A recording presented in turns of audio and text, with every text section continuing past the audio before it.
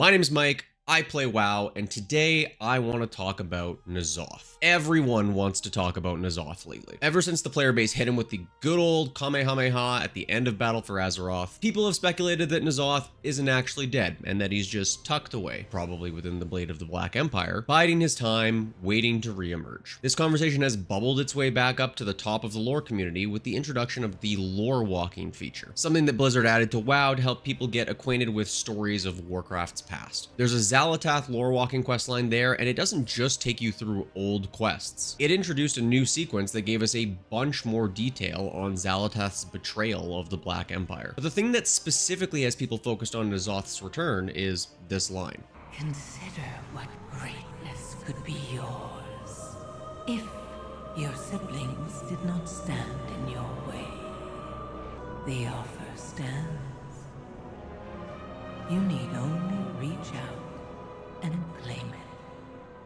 Everyone's making videos about whether nzoth is alive, why he probably is, and whether or not he might come back in Midnight. And I think the smart money is probably still there, but that's not what I'm here to talk about today. We're through with sane theories. I'm here to present you a crackpot theory on nzoth, and the main focus is specifically what the deal actually was, and what nzoth got out of the deal. Because a lot of people focus on the fact that he got released from his prison, but I don't think that was actually the main perk for nzoth. Here's why. First, a brief history lesson on nzoth for the uneducated. Back in the days of the Black Empire, we're talking hundreds of thousands of years before present day WoW, the side of Azeroth that we're familiar with looked pretty different. We call this pre-Sundering Kalimdor, and this map from Chronicle shows us exactly how the lands were split and divvied up amongst the four old gods, as well as the elemental lords. It's important to note that during this time frame, the old gods were not actually allied with each other. Xal'atath's betrayal, which we see play out in the aforementioned lore walking questline, is a temporary unifying event for them. Lock that point in your brain for now. The entire landmass and territory that the old gods occupied was contested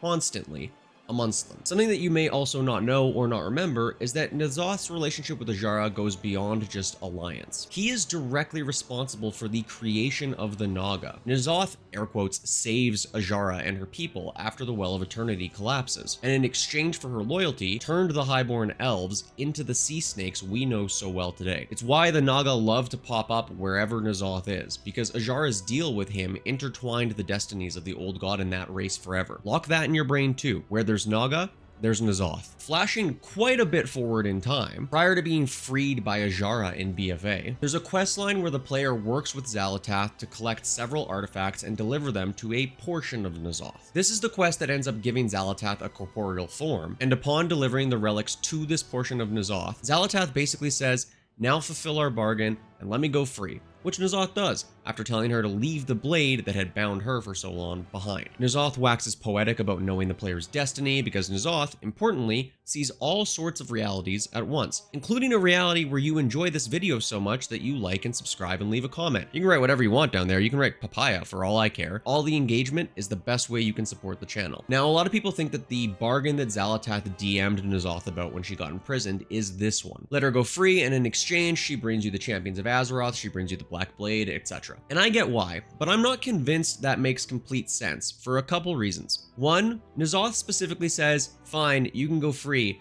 but you gotta leave the blade behind. That implies to me that that was not really part of the original bargain they concocted, and is something that nzoth came up with for later. I do think this is part of how nzoth survived and how he's probably going to come back, but not part of the actual bargain. Two, Xal'atath's wording when she whispers to nzoth is, I believe, quite important. Let's listen to the full quote one more time.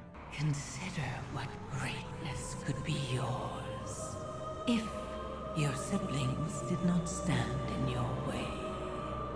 The offer stands. You need only reach out and claim it.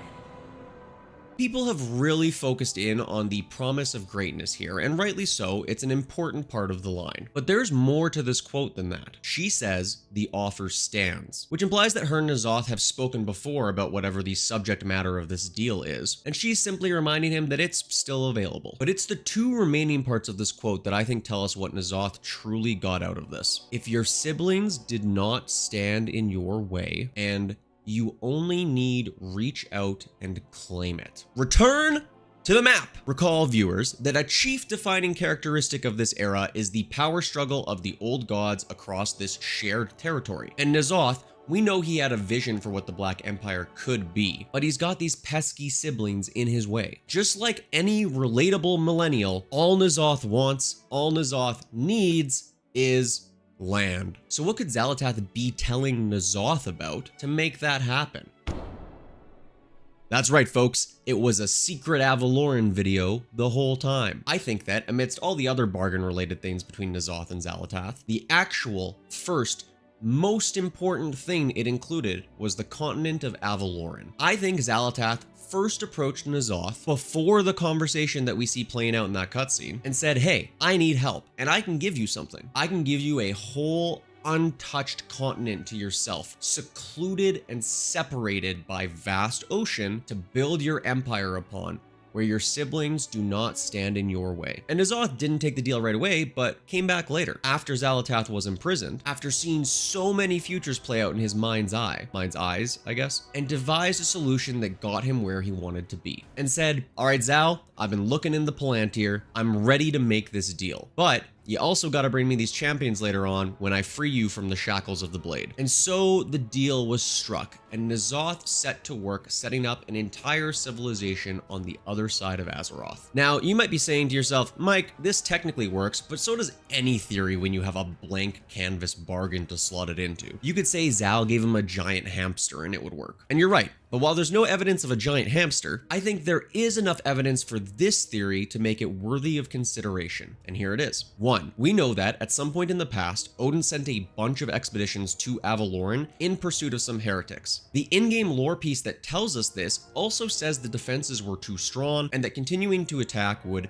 jeopardize the prisoners in the Keeper's charge. I think it's a safe bet that the referenced prisoners are the old gods, and that what they found in Avaloren was a stronghold of nzoth and the Void, sheltering the heretics who may have been influenced by the big guy himself. 2. When 10.2 dropped in Dragonflight, we got a new story called The Tragedy of Erenithria, a story about a green dragon who wanted to go explore all of Azeroth, not just Kalimdor. The story specifically focuses on Keeper Tyr repeatedly telling her, don't do that, don't go there, in a myriad of ways. But two standout quotes are, beyond the storming sea lies only ruin, and beware, beware, the wind from the west, its call holds only doom. If I was a keeper, that's definitely how I would talk about a kingdom that I knew was still held down by the old gods. In fact, if I were the titans and the keepers, I would maybe even consider creating storms powerful enough to keep that kingdom isolated and to dissuade anybody from ever going to find that place, effectively locking the threat in, which the keepers and titans love to do with threats that they can't outright eliminate. And 3, maybe the most important point, the simplest point, but the one that I think most directly helps support this. Now, we don't know a lot about Avaloren or the other side of Azeroth. We know that the Arathi Empire that we deal with in Halifal is from there, and so far a lot of the community has pretty safely assumed that whatever continent that Arathi Empire is on is probably also Avaloren. And even though we don't have a ton of facts about what's going on over there, one of the things we do know is there are Naga there. And what did we say earlier, viewers? Where there's Naga, there's nzoth. The questline 3 Heads of the Deep from the Siren Isle has Sky Captain Elena Lancecat specifically say that she has encountered the Naga countless times in Imperial waters. Not only are there Naga there, they are common. Azshara was native to Kalimdor. All she knew was Kalimdor. Why would they cross the storming seas? How would they cross the storming seas? Nzoth is our answer. He would know to tell Azshara, I have an entire kingdom over here.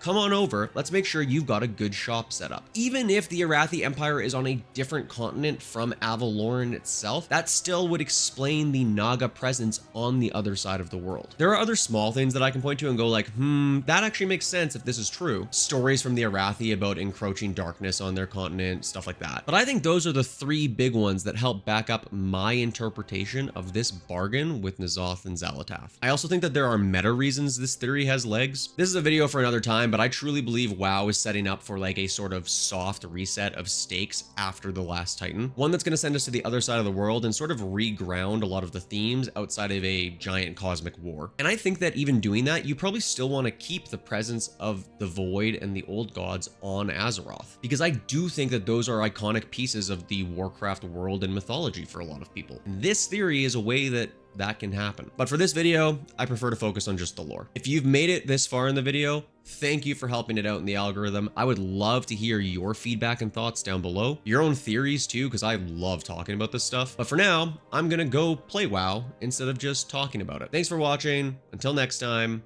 okay.